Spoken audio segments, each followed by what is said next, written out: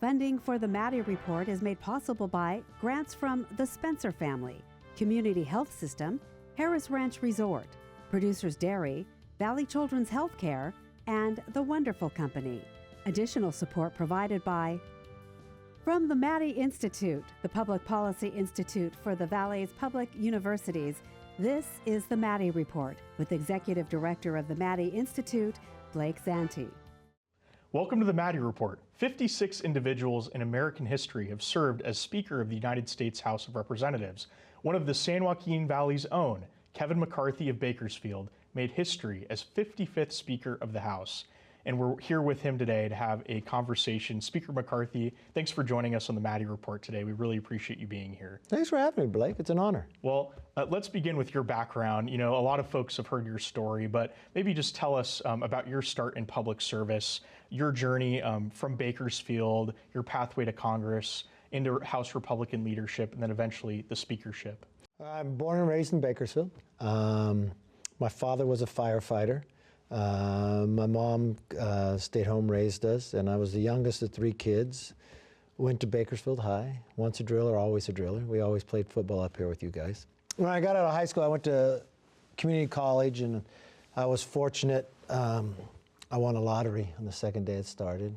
Invested that in the market, did pretty well. And then took a risk and opened a deli, took time out of school. Sold that, paid my way through school. And then I applied for a summer intern with Bill Thomas, but he turned me down. And there's a great book I think everybody should read, Angela Duckworth, Grit.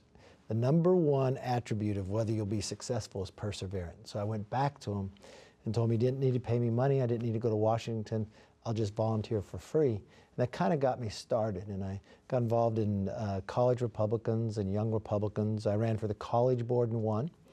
And then my first big race was running for the state assembly, 2002, and I won. And I was fortunate enough to become the first freshman ever get elected leader. I served 2 terms there under first Gray Davis and Arnold Schwarzenegger. And then I ran for Congress in 2006. Republicans didn't do well that year. We lost the majority.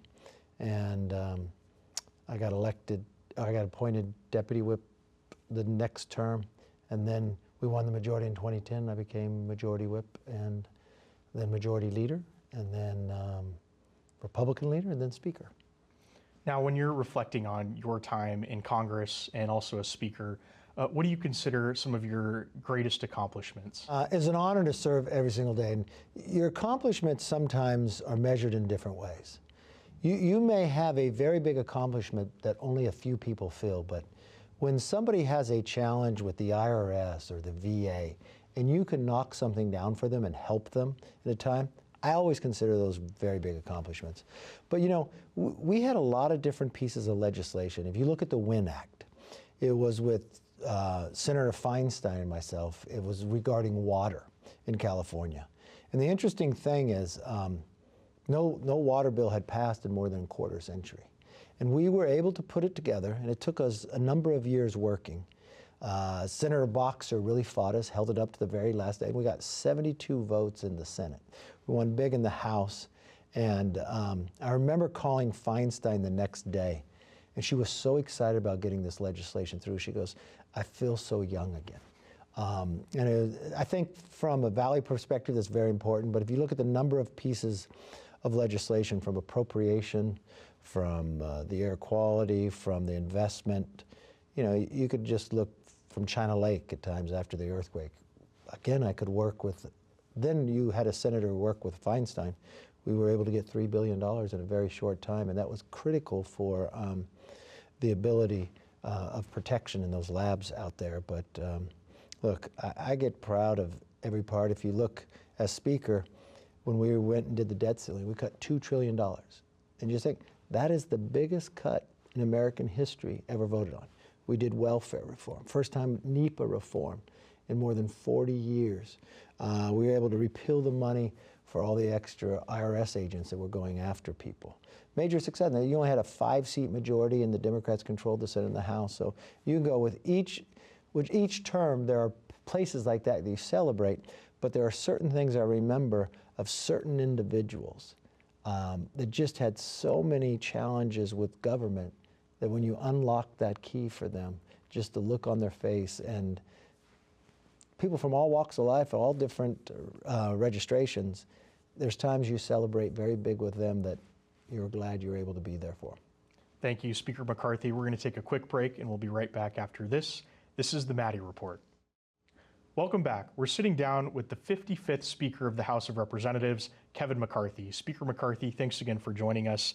Let's talk about the current state of bipartisanship in our country, something that the Maddy Institute is very focused on. What are some moments from your career that you look back on where you worked with other members across the aisle? And you mentioned Senator Feinstein. Your thoughts? Well, if you study American history, there's times where they ebb and flow, right? Most Americans fundamentally believe both sides should work together. But you've got social media today. People who work together sometimes get punished. You know, right now we're going through in the federal government about funding and somebody shutting it down or not. So each single Congress, I had to work with the other side.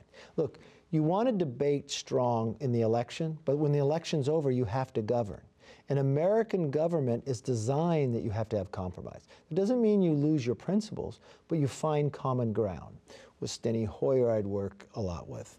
I had to take in a position that, as Speaker, the Democrats controlled the Senate and the White House. So I couldn't get everything I want, but how do I make it the most conservative bill? When I sat in the minority, I was able to get things done. When I sat as majority leader, I scheduled the floor. Many pieces of legislation, most of them, you work on the other side. The thing people don't quite understand, the majority of bills that pass the House are bipartisan. Now, the difficulty is of what I see happening in California today. You know, I was able to meet Senator Maddy when I was just a young Republican, and I always looked up to him and admired him, the way he carried himself, the way he fought for the Valley. And he knew when he achieved what you needed to achieve, kind of like what Ronald Reagan would, and made the deal. But what I watched this governor today doing, trying to make California, especially with Prop 50, where he's letting politicians pick their voters, when the voters of California have already changed the Constitution to make a commission, and he's making not just California partisan, he's trying to make the entire nation, and it's really self-serving. You know why he's doing it, so he can run for a higher office. And what's really concerning to me is it will put California, which is 12% of the nation's population, the fourth largest economy in the world, and with 52 congressional seats, predetermining only 4 are going to be from the other side. But when you think of the other side as Republicans, there's more Republicans registered in California than Republicans registered in any other state. So you're going to say Iowa should have the equal amount of say as California, and you got Silicon Valley, but you don't want somebody that has another side of the aisle on Ways and Means or Energy and Commerce. These are critical positions. And so I just find that inherently wrong and just so self-serving, you know. And we don't have to agree, but I want to respect your position on the other side. So when I was in Sacramento, we just had a former Senate leader pass away who was very liberal.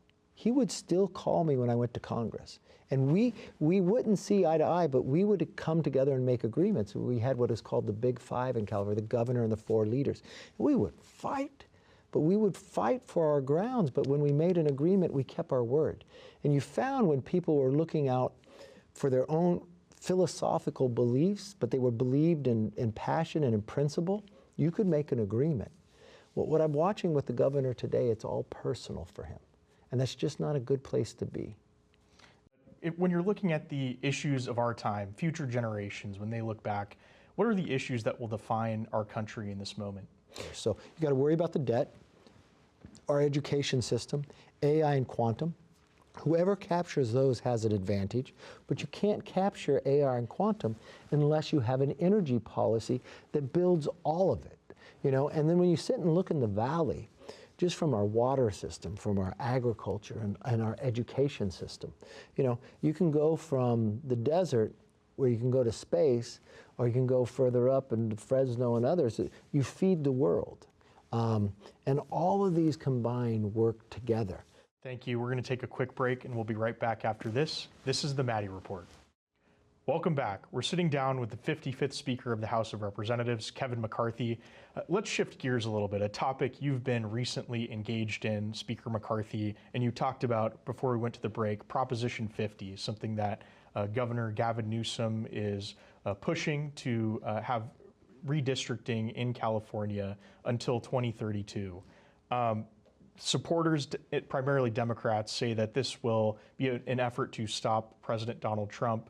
Republicans are saying that this will go against the will of the voters when they passed the Independent Redistricting Commission in 2008 and 2010 to have the commission draw congressional districts. What's your perspective on this measure? And you shared a little bit before, but I'm wondering if you could go in depth on this. When you look at the history of California, we had Hiram Johnson that empowered the people to be able to petition their government to change their constitution. And that's exactly what happened a number of years ago when they decided it's inherently wrong that politicians pick their voters, then voters should decide who their elected officials are. So they passed this proposition that created a commission. And in this commission, they set that you have to keep community of interest whole, that you don't come in and carve out a street, so people have a better understanding of who they're electing and where. It passed with 61%, which is overwhelming. It's supported more today than when it was even passed. Is that a benefit to Republicans? No, it's not. It still goes along the line. They also set a criteria that they had to take all this input in. And then if you served on the commission, you couldn't run for any of those seats for a decade. A very fair process, you would think. Well, Gavin Newsom now has gone through, in the whim of a night, try to go against the Constitution of the state of California, pay a Democrat staffer in Washington to give them the lines of California, and then predetermine who could actually serve in these seats. The great thing about Congress, I've served in where I've been in the majority, minority, the country got to say who represented them. Now they'll no longer have that say. They're picking the elected officials. Well, they'll take the most northern port, the smallest, Murdoch County, the smallest county we have, and combine it, go all the way down, almost to San Francisco. They don't have the same thing in common, right? And so you dilute the power, especially for, it's probably the worst thing a politician can do. So I'm opposed to it from the aspect of being a Californian, from an aspect of you're going against the state constitution.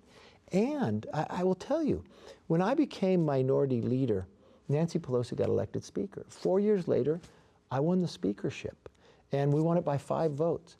We won 5 more seats in California. They didn't change the lines. You're only supposed to do it every 10 years. You know what we did? We got better candidates and a better message. And the voters got to decide. And the other thing they got to do is they could throw somebody out if they didn't like what they were doing. That will all be taken away. So what you're doing is you're taking away the power of the voter, and you're letting the politician have all of the power. And that's what's really united Democrats, independents, and Republicans to support no on 50, to say no to this, to stand up and support our Constitution and say we're not going to let politicians pick our voters. The voters will decide who the politicians are. Now, many of the most competitive races in the country are right here in California, and many of those are right here in our backyard in the San Joaquin Valley. Yes. Could you talk about how this proposition might affect us right here at home? Well, what will happen is the way they draw the lines, it'll be predetermined. There'll no longer be competitive races. So when you don't have a competitive race, you find out participation drops. And if you're redistricting without those 10 years, you're not getting the real numbers of where they go. You're not keeping communities and cities whole. Look what's going to happen to Clovis and to Fresno, right? What are they going to have in common with the border of Nevada or go all the way down to San Bernardino? Are they going to care about the water of the Central Valley? No, so you dilute the power. And then you're taking the power away of the voters if the person that's in the office isn't performing. They're going to get to just sit there. I don't think that's the right way and what the voters thought about when they passed it. Now, the governor wants to use his power to try to do this, and what's so interesting, the falsities that he says in the ads, like he's protecting the commission. No, he's going around the commission, and then what he's doing from the standpoint is the next step, they'll take away the commission. Thank you, Speaker McCarthy. We'll be right back after this last break, and then we'll come back and conclude our conversation. This is the Maddy Report. Welcome back. Speaker McCarthy, thanks again for joining us on the Maddy Report today. Really appreciate you being here. Let's look ahead a little bit. The 2026 midterm election is upon us. President Donald Trump still has 2 years left in his time in the White House, but already we're starting to see some jockeying on both sides, primarily on the Democratic side, of who's going to lead the Democratic Party. Who are some early contenders that are beginning to emerge from your perspective that could be potential contenders for that spot? Historically, if you're the vice president, you've got a better chance of becoming the nominee. And I think, on a Republican point of view, that J.D. Vance has the advantage right now. I think Marco Rubio has a real chance, but maybe those two become a ticket. Don't know. But when you look to the Democrat side, you know, the Democrats just lost a really big election because Donald Trump won the popular vote. And that hasn't happened for a Republican winning a popular vote in re-election in 36 years. So where do they go from here? Kamala Harris is out with a book, blaming others for the 107 days, so there's a chance she could run. I think when you look to Governor Shapiro, here he is winning a swing state, a state, Pennsylvania, that Donald Trump carried. That really makes you govern in a manner. You know, he doesn't play around with redistricting and play really partisan games like our governor. So I think he has an advantage to really be able to win. Gavin Newsom has pretty much run for everything. I know he would like to. I just don't think he can win the nomination. When you look at his background and how he's governed, I don't really think he has a strong success record to say. I mean, if you increased homelessness, you played partisan games, you left a bigger debt, I think that's hard on people. I think you'll see Pritzker trying to run on the Democrat side as well. I think you'll see a few senators throw their hat in the ring. Klobuchar will probably again as well. And from my perspective is, it's still a little bit of ways after the next one. I think you might see some younger, more aggressive Democrats. I think AOC will most definitely be running for president. And after what I think will happen in New York city mayor race, and the Democratic Party seems to have been tending a little more to their socialist wing of their party. So we'll have to wait and see. They got to get through Iowa, and it depends. The Democrats changed the election cycle. Normally you do Iowa, New Hampshire. They moved to South Carolina to try to predetermine who can win the race.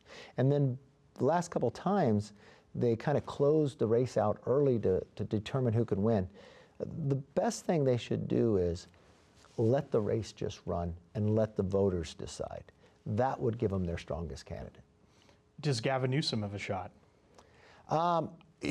If you ask Gavin, he thinks he does. I just don't think he can win the primary. I mean, you got to have a record of accomplishment. So I don't know where he goes with that. But when you look at somebody like a Governor Shapiro, who can win Republicans and Democrats and then turn a state around, I mean, when you look at a Ron DeSantis, here was Florida, was a very competitive state, and he's made it the safe Republican state. What's going to happen after Gavin Newsom's term? California will lose a lot of power because of the census. So many people have left the state. You look at the high tax that he had. You look at the homelessness. You've got to have accomplishments to tell the American people why you deserve to be elected to a higher position. So I think there's a lot of other Democrats in front of him that would probably have a better chance. Look, Kamala, he wanted to run for Senate, and she jumped in front of him. She'd probably have a better chance of the nomination than he would. Speaker McCarthy, thanks so much for joining us on the Maddy Report, and it means a lot to have you on. Really appreciate your time. Thank you. And thank you for tuning into the Maddy Report. To learn more about the Maddy Institute, visit themaddyinstitute.org. What makes a community thrive? How do we bridge the gap between government and policy and the people it impacts?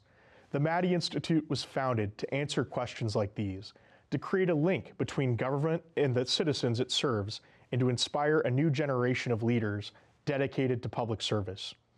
In 1999, the California legislature unanimously established the Maddy Institute in honor of former California State Senator Kenneth L. Maddy. Senator Maddy was widely respected for his commitment to bipartisan solutions and his dedication to the people of California's Central Valley. Known for his ability to work across the aisle, Senator Maddy believed that effective government begins with respectful dialogue, evidence-based policy, and a commitment to the common good. Today, the Maddy Institute continues his legacy. Our mission is threefold. 1, to promote more effective and inclusive government. 2, to encourage civic engagement. And 3, to conduct research on key issues impacting the Central Valley. Through these efforts, we aim to educate, inspire, and empower the next generation of public servants and community leaders. One of the most impactful ways we fulfill this mission is through our internship programs. Each year, the Maddy Institute provides opportunities for students from the Central Valley to work in legislative offices, both in Sacramento and Washington, D.C., as well as local government agencies. These internships give students real-world experience in policymaking, allow them to see government in action, and help them build the skills they need to make a difference in their communities. But the Maddy Institute isn't just for students. Through our civic engagement programs, we create opportunities for everyone to participate in the political process. From community forums to workshops, we bring people together to discuss important issues facing the Central Valley, like water management, air quality, economic development, and education. These events foster open dialogue, allowing citizens to engage directly with policymakers, experts, and others, creating a stronger and more informed community. And to ensure the public stays informed, the Maddy Institute produces the Maddy Report, a weekly public affairs broadcast that covers the latest issues impacting California. Each episode features interviews with lawmakers, journalists, and subject matter experts, providing insights and analysis on topics that matter to our region. Whether it's understanding new legislation or exploring solutions to local challenges, the Maddy Report is a trusted source of information for those who want to stay engaged. At the heart of everything we do is a belief that good governance requires an informed and engaged public. From nurturing young leaders to fostering dialogue, the Maddy Institute is dedicated to creating a future where the people of the Central Valley can thrive. Join us as we continue Senator Maddy's legacy. Together, we can build a brighter future, one informed and engaged citizen at a time. The views expressed in the Maddy Report are those of the individuals participating in the program and do not necessarily reflect the views of the Maddy Institute. If you'd like to share your thoughts about today's episode of the Maddy Report, please visit our website at maddyinstitute.com.